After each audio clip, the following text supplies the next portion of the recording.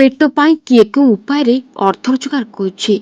आज दुनिया रे मुठे दाना पाई मनुष्यटीए अनेक प्रथा आपणई थाए। खाली सेतिकी नुहे, आम राज्य ओडिशा रे बेकारी समस्या एते मात्रा वृद्धि पाई जे आम ओडिया माने निज परिवार लोकंको तुंडरे दाना देबा पाई दादन खटिबाकू जाउछन्ती। आ बाहर राज्य रे काम करी अर्थ रोजगार करुछन्ती। आ सेही पैसा रे चिंता करुछन्ती निज परिवारर प्रतिपोषण करबाकू।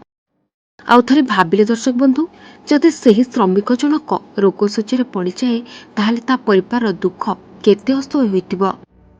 एभଳି ଏକ ଦୁଃଖଦାୟକ ସ୍ଥିତି ଦେଖିବାକୁ ମିଳିଛି କାକଟପୁର ବ୍ଲକ ଜଳସରପଣା ପଞ୍ଚାୟତ ତରତ ଗ୍ରାମରେ। ଏହି ଗାଁର 35 ବର୍ଷୀୟ ଯୁବକ ହେଉଛନ୍ତି ବାବୁଲି ମହାନ୍ତି। 6 ବର୍ଷର ପୁଅ ଓ ସ୍ତ୍ରୀଙ୍କୁ ନେଇ ଏକ ଛୋଟ ଆଜବେଷ୍ଟ ଘରେ ବସବାସ କରୁଛନ୍ତି। ନା ଅଛି ଚାଷ କରିବାକୁ ଜମିବାଡ଼ି, ନା ଅଛି ଆର୍ଥିକ ସହାୟତା। ବାବୁଲି ପଶ୍ଚିମବଙ୍ଗ ରାଜ୍ୟରେ ଫେବ୍ରିକେସନ କାମରେ ଠିକା ଶ୍ରମିକ ଭାବେ କାର୍ଯ୍ୟ କରୁଥିଲେ। ଆଉ ଗାଁରେ 3 ପାଣି କୁଟୁମ୍ବ ବେଶ ଭଲରେ ମଧ୍ୟ ଚଳି ଯାଉଥିଲେ।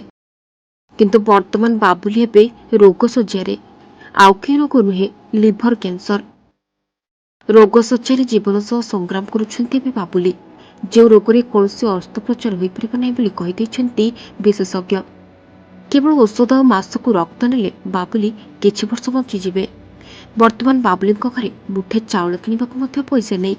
ଏତେ ବଡ଼ ରୋଗ ପାଇଁ ମାସିକ 10,000 ଟଙ୍କାର ଚିକିତ୍ସା କରିବେ କେମିତି, ଯାହା ବାବୁଲିଙ୍କ ପରିବାର ପାଇଁ ହେଉଛି ଏବେ ମୁଖ୍ୟ ସମସ୍ୟା।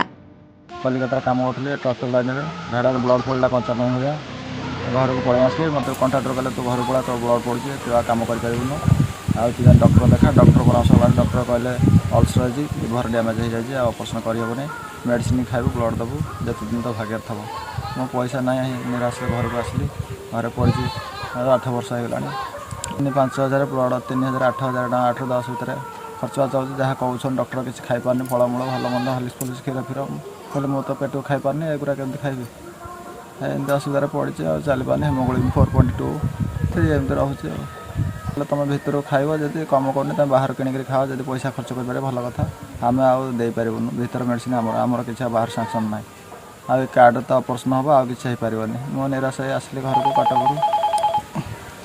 सरकार साहाଯ୍य किसी ना घर पड़ी ऑपरेशन कहले करहबनी कहले लिवर सारा घा ये ऑपरेशन करहबनी ये बंची छुआ आप मेडिसिन चलो ब्लड चलो मुझे आसली निराश घर को घर पड़ी 8 वर्ष है कहीं दुख शुणा ना सरकार किसी साहाଯ୍य ना भत्ता फता किसी ना किसी असुविधा दुखित ही पड़ी गाँव किसी बुझार ना कहीं 8-10 वर्ष है घर पड़ी खाया पीवा ना हैरान ब्लड फड़ दे पारनी मेडिसिन खाई पारनी पड़ी गोटे पटे गरीबी आउ गोटे पटे रोगर जंत्रणा बोझ उपरे एबे नलिता बिड़ा भली।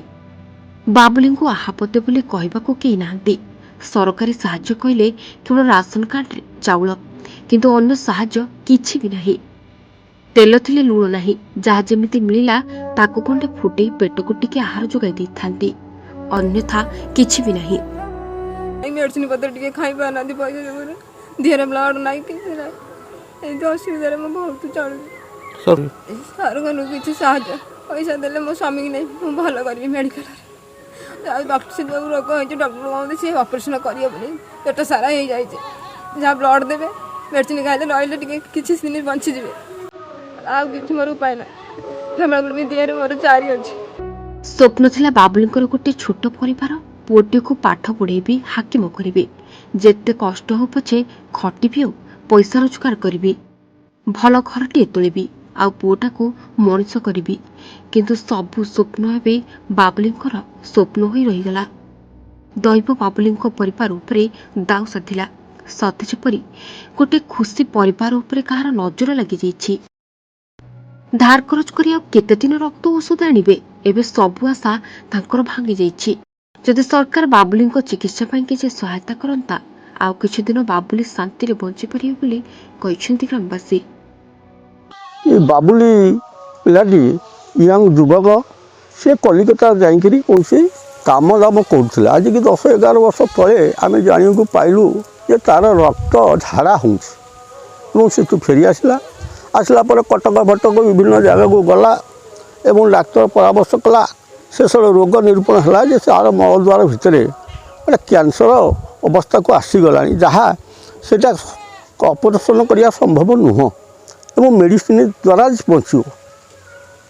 ତେଣୁ ମେଡ଼ିସିନ ଖାଇବା ପାଇଁ ତାପରେ ତ ଚାଉଳ ଗଣ୍ଡେ ନାହିଁ ତା ପିଲା ଚଳିବା ପାଇଁ ସ୍ୱାମୀ ସ୍ତ୍ରୀ ଆଉ ପୁଅଟିକି ଯାଇକି ମାମୁଁ ଘରେ ଅଛି ଆଉ ସ୍ୱାମୀ ସ୍ତ୍ରୀ ଦୁଇଟା ଚାଉଳ ଦୁଇଟା ତାକୁ ମିଳୁନି, ପରିବାପତ୍ର ଟିକେ ମିଳୁନି ଖାଇବା ପାଇଁ, ଫଳମୂଳ ଟିକେ ମିଳୁନି, ତେଣୁ ଆଉ କୁଆଡ଼େ ଯାଇପାରୁନାହିଁ।